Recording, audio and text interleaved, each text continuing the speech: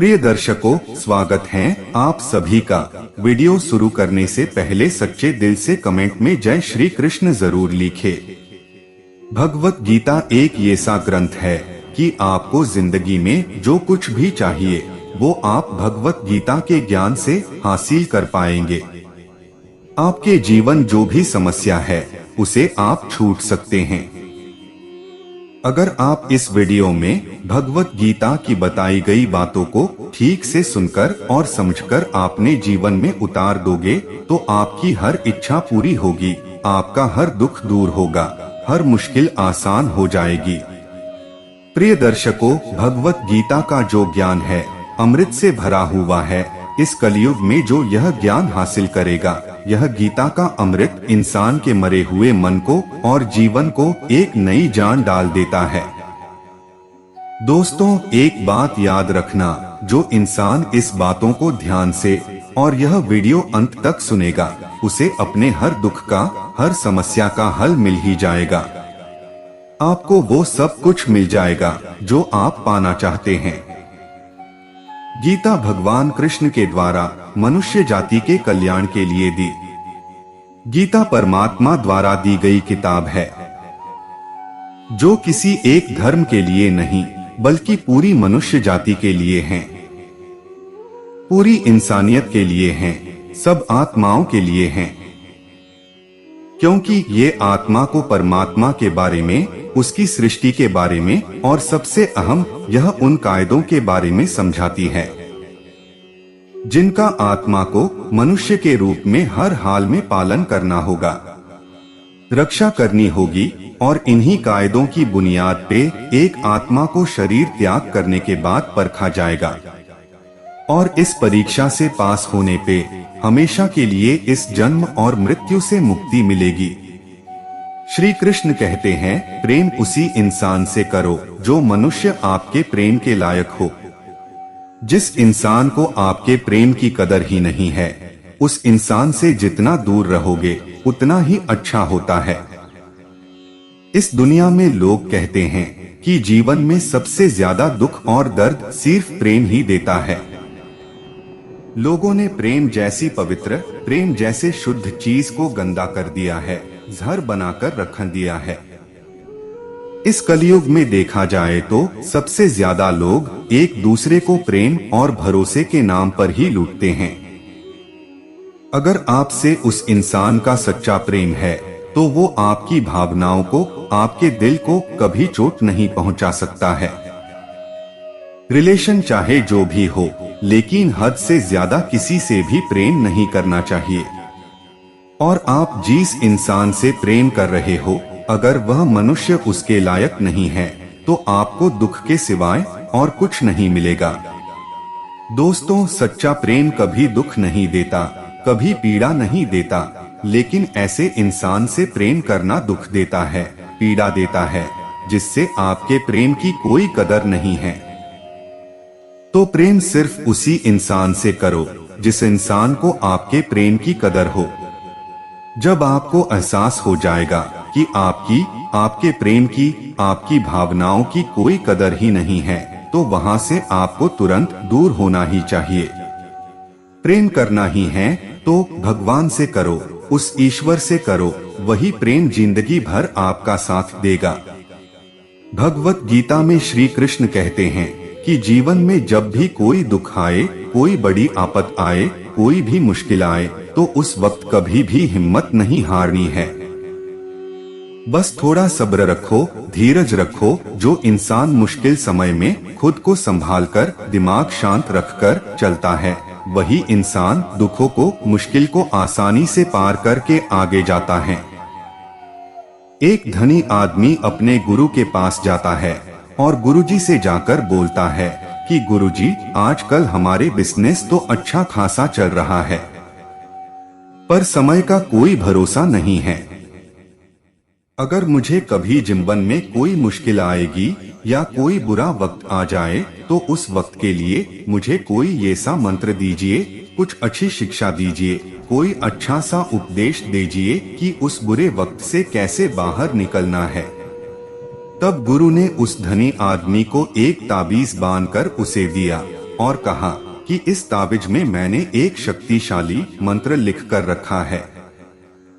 जब भी तेरी जिंदगी में बहुत बुरा वक्त आ जाए, जीवन बहुत बड़ा तूफान आ जाए और उस वक्त तुम्हें लगे कि इससे बुरा तो अब कुछ हो ही नहीं सकता, उसी वक्त पर, वही समय पर ताबीज खोलकर जो मैंने मंत्र लिखा है उसे पढ़ लेना।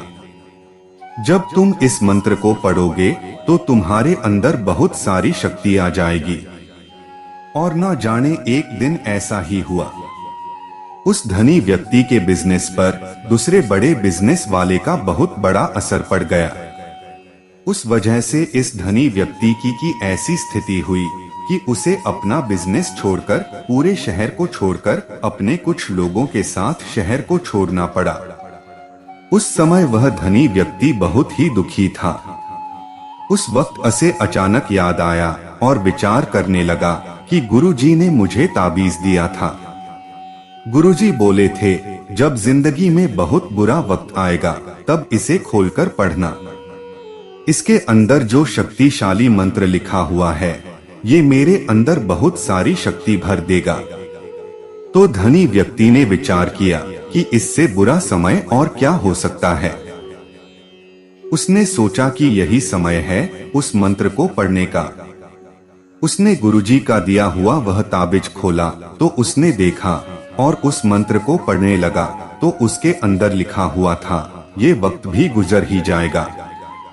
इस मंत्र को पढ़कर धनी व्यक्ति के मन में एक शक्ति आ गई, विश्वास जग गया। तब उसे एहसास हुआ कि जो यह बुरा वक्त है यह भी टिकने वाला नहीं है, यह भी आज ना कल निकल जाएगा। इसलिए मुझे हिम्मत नहीं हारनी चाहिए, वापस से अपना बिजनेस खड़ा करना होगा। और उस धनी व्यक्ति ने वापस अपने सारे कामगार सेना को जमा कर दिया और फिर से बिजनेस को खड़ा किया और उस सारे बड़े बड़े बिजनेस वाले को अंजाम देते हुए अपना बिजनेस वापस प्राप्त किया। तो दोस्तों, आपने जीवन में स्थिति चाहे कितनी भी बुरी क्यों न हो, वही स्थिति हमेशा के लिए नहीं रहने वाली। वो भी एक दिन गुजर जाएगी और फिर से आपका वक्त आ जाएगा। उसके लिए सब्र करना बहुत जरूरी होता है। वक्त चाहे कैसा भी हो, एक दिन जरूर बदल जाएगा। आपने देखा होगा हमारी जिंदगी में ऐसे कितनी बार दुख आए हैं, कितनी बार मुश्किल वक्त आए हैं, लेकिन हम हर बार बाहर निकल जाते ही हैं। तो ऐसे समय में कभी भी दुख और चिंता नहीं करनी चाहिए। आपको अपने जिंदगी में जब कोई मुश्किल समय लगता है, बुरा वक्त आ जाए, तो मन में यह विश्वास रखना, दृढ़ता रखना कि यह वक्त भी एक दिन गुजर जाएगा। जब भी है याद करोगे कि ये दिन भी गुजर जाएगा, तो आपकी हिम्मत बढ़ते रहेगी। आप अपनी हिम्मत कभी नहीं हारोगे और हिम्मत को हारना भी नहीं। अगर आपके अंदर धीरज है, अगर आपके अंदर सब्र है, तो आप अपने मुश्किल समय को, बुरे से बुरे वक्त को भी जरूर पार करके जिंदगी में आगे निकल जाओगे। परमात्मा भगवद गीता में कहते हैं कि मैं ही सबकी शुरुआत हूँ। मैं शुरू से भी पहले था और सब खत्म होने के बाद भी रहूंगा। सब मुझ में है और मैं सब में हूँ। जो भी तुम छू सकते हो, देख सकते हो, चख सकते हो या सुन सकते हो, वो सब मैं हूँ। ये नदियाँ, पहाड़, सूरज, ग्रहण, चांद, सितारे सब मैंने बनाए हैं। मैंने ही भगवान, शैतान, राक्षस और इंसान बनाया। मैं सर्वव्यापी हूँ, सब में रहता हूँ, सब मैं हूँ। मैं ही ब्रह्मा बनकर सब बनाता हूँ और रुद्र बनके सब नष्ट कर देता हूँ। मैं ये सृष्टि यूं ही बनाता और तोड़ता रहूंगा ताकि आत्माओं को मौके मिल सके इस जन्म और मृत्यु से मोक्ष पाने को, हमेशा के लिए परमात्मा के साथ रहने को। भगवद गीता कहती है कि इस सबसे बड़ी परीक्षा के लिए परमात्मा ने प्रकृति का निर्माण 5 तत्व में किया है। हवा, अग्नि, जल, पृथ्वी और ईथर से किया, जिन्हें हम छू के, चख के, सूंघ के और देख के हम समझ सकते हैं। पर खुद परमात्मा इन 5 इंद्रियों के समझ से बाहर हैं। उन्हें आत्मा इन इंद्रियों से नहीं जान सकती। आत्मा 5 इंद्रियों के साथ वैसे ही है जैसे एक लोहे का रोबोट होता है, जिसे अपने बनाने वाले का कोई पता नहीं। अर्जुन को भी परमात्मा का विराट रूप देखने के लिए भगवान कृष्ण ने दिव्य नेत्र दिए। भगवद गीता समझाती है कि आत्मा अजन्मी है, इसे कोई मार नहीं सकता, कोई जला नहीं सकता, डूबा नहीं सकता, काट नहीं सकता। लेकिन आत्मा को परमात्मा के साथ हमेशा रहने के लिए ये परीक्षा रूपी जीवन में बैठना ही पड़ेगा। इस परीक्षा के लिए परमात्मा से बिछड़ के आत्मा को पृथ्वी पे किसी न किसी रूप में जन्म लेना पड़ता है और 88 करोड़ योनियों को जीने और भोगने के बाद एक आत्मा को मनुष्य का शरीर और दिमाग मिलता है। इस सबसे बड़ी मर्यादाओं की परीक्षा में बैठने के लिए हर मनुष्य को इस पूरी परीक्षा के दौरान तरह तरह की अच्छी और बुरी भावनाओं की चक्रव्यूह में अपने ही भाई बहन और मित्रों के साथ डाला जाता है, जिसमें हर आत्मा को अपने अंदर के तामसिक और राजसिक अवगुणों से निकल के सात्विक जीवन में प्रवेश करने के मौके मिलते हैं। हमारे तामसिक गुण वो है जो हमारे अंदर हीन भावना पैदा करके हमें खुद को उदास और नुकसान पहुंचाते हैं, और हमारे राजसिक गुण हमें ईर्ष्यालु और लोभी बना के दूसरों के प्रति नुकसान पहुंचा सकते हैं। इस परीक्षा के दौरान हर आत्मा को तामसिक और राजसिक गुणों को खत्म करके अपने सात्विक गुणों से परिचित होना पड़ेगा। सात्विक गुण वो हैं जो आत्मा को अपने आसपास की हर चीज से जोड़े और उन्हें प्यार करना सिखाते हैं। परीक्षा के दौरान हर आत्मा को जीवन के चारों स्तंभ धर्म, अर्थ, काम और मोक्ष का ज्ञान पाके ही मुक्ति मिलती है। यही वो द्वार है जिन्हें समझकर ही आत्मा परमात्मा को समझ सकती है। पहला द्वार धर्म का है और शेर इसका प्रतीक है। धर्म वही है जो गीता में लिखा हुआ है। धर्म वही है जो धारण किया हुआ है, जिसे आपका दिल मानता है।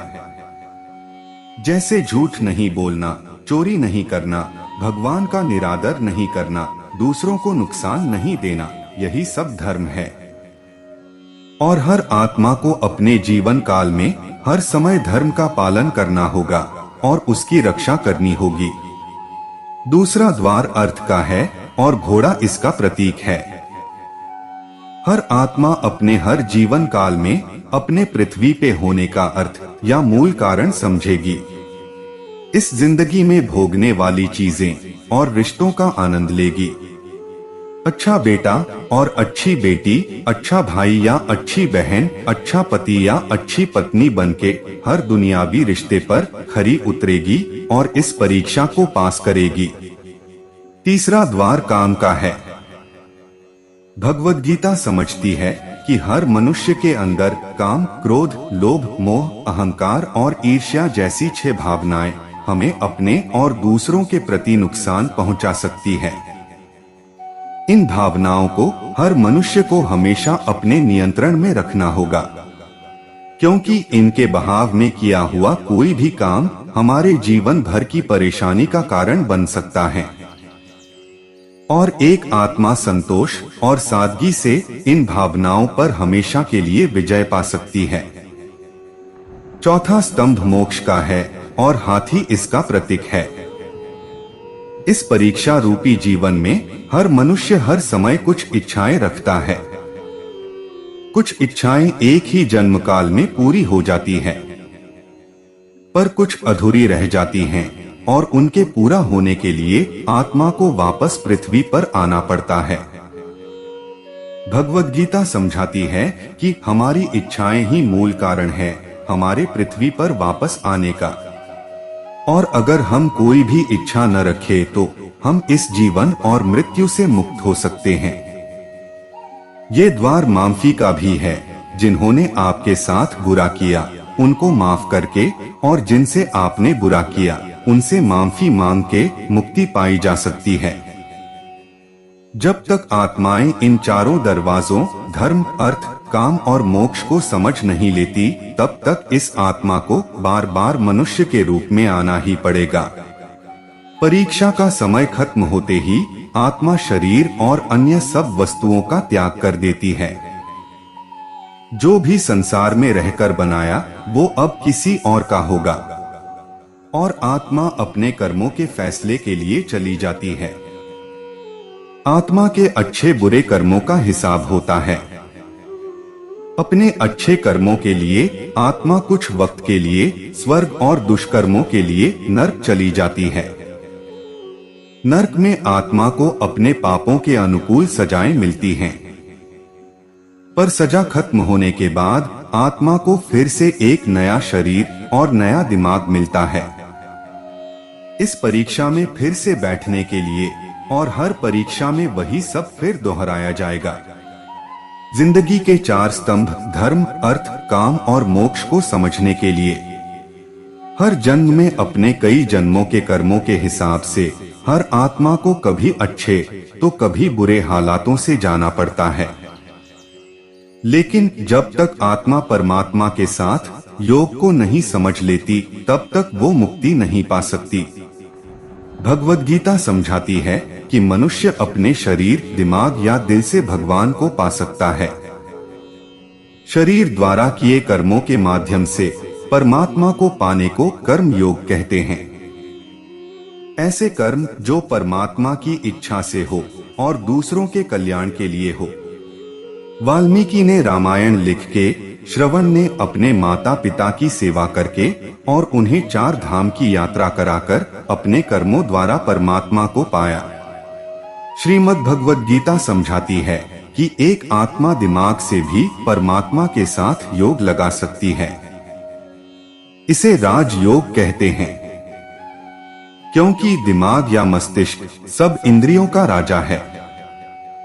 एक मनुष्य अपनी आस्था, श्वास प्रणाली, अभ्यास, साधना और तपस्या से परमात्मा को इस योग के रास्ते पा लेता है।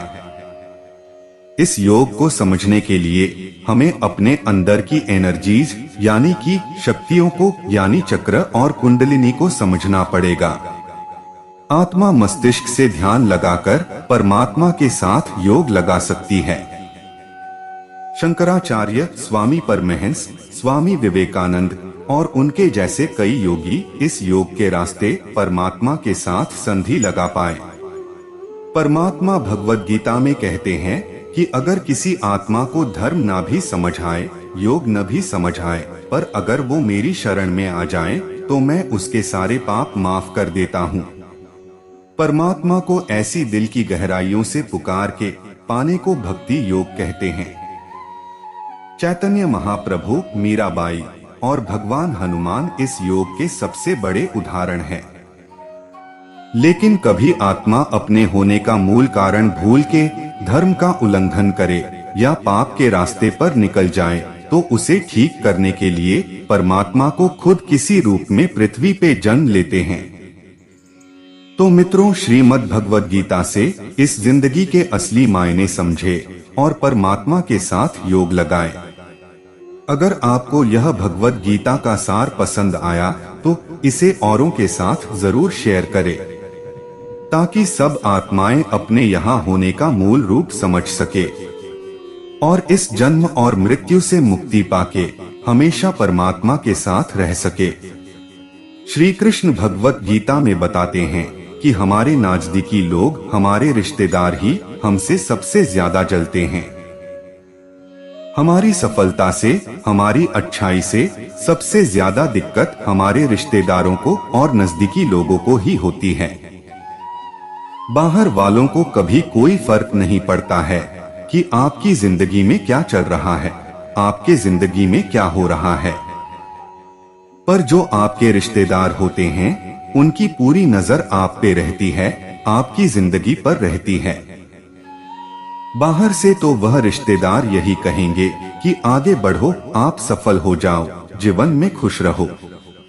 लेकिन ये बातें बस ऊपर ऊपर से बोलते हैं और जब उन्हें आप अपनी सफलता के बारे में बताएंगे, अपनी किसी कामयाबी की खबर उनको सुनाएंगे, तो उसे सुनकर उनके अंदर जलन पैदा होती है, उन्हें बिल्कुल भी खुशी नहीं होती।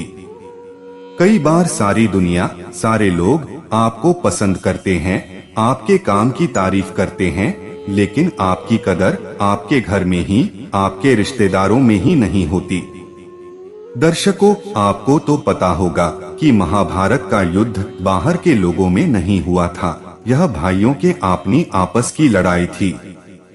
जबकि पांडवों के हर सुख से दुर्योधन बहुत जलता था। जब भी पांडव खुश रहते थे, कोई काम में सफल होते थे, तो दुर्योधन को बिल्कुल भी बर्दाश्त नहीं होता था।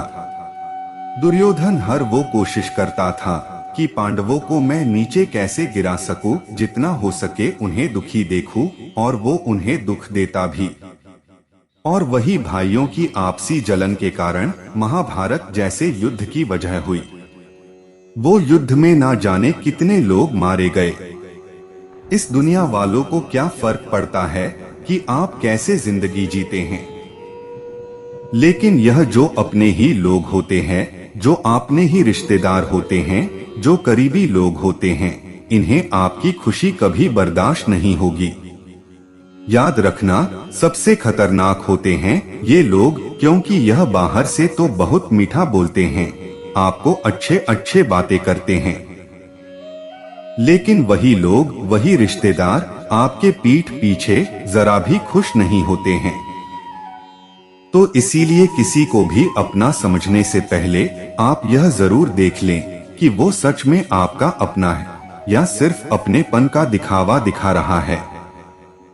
तो दोस्तों, उम्मीद करता हूँ कि आपको वीडियो पसंद आया होगा, और आप हमारे चैनल पर नए हो तो वीडियो को लाइक और चैनल को सब्सक्राइब जरूर करें। आपके एक लाइक से ही हमें प्रेरणा मिलती है और हम मोटिवेट होते हैं। धन्यवाद।